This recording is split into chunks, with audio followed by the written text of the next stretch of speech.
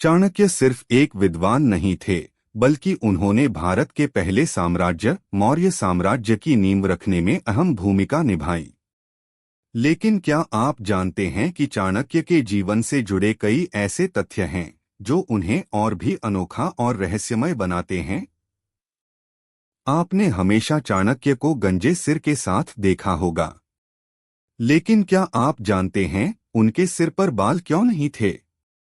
दरअसल एक बार नंद वंश के राजा धनानंद ने उन्हें अपमानित किया था।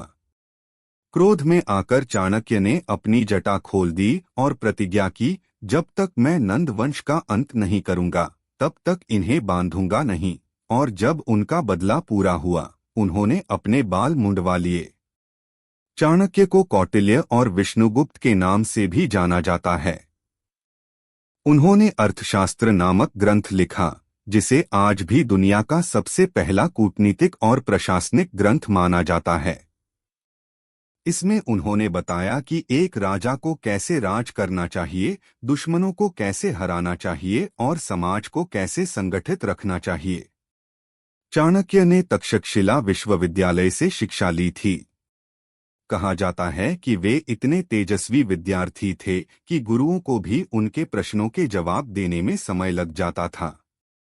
उनकी तीव्र बुद्धि का प्रभाव था कि वे जीवन भर ज्ञान के प्रचार प्रसार में लगे रहे। एक बार चाणक्य ने चंद्रगुप्त को राजनीति का पाठ पढ़ाने के लिए एक नींबू को काटने की कहानी सुनाई। उन्होंने कहा, नींबू के छिलके कड़वे होते हैं, बीज कठोर और रस खट्टा, लेकिन जो इसे समझ लेता है वही इसका सही उपयोग कर सकता है। इसी तरह राजनीति में हर परिस्थिति को समझना और सही तरीके से उपयोग करना जरूरी है।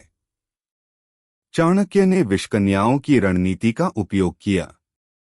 ये ऐसी महिलाएं होती थीं जिन्हें बचपन से ही थोड़ा थोड़ा विष देकर इस तरह प्रशिक्षित किया जाता था कि वे खुद विषमुक्त हो जाएं, लेकिन जिनके संपर्क में जाएं, उनका अंत हो जाए। उनकी इस रणनीति ने कई बार दुश्मनों को परास्त करने में मदद की। दोस्तों, चाणक्य न केवल एक विद्वान और रणनीतिकार थे, बल्कि उन्होंने ये भी सिखाया कि जीवन में धैर्य, समर्पण और सही दृष्टिकोण से असंभव को भी संभव किया जा सकता है।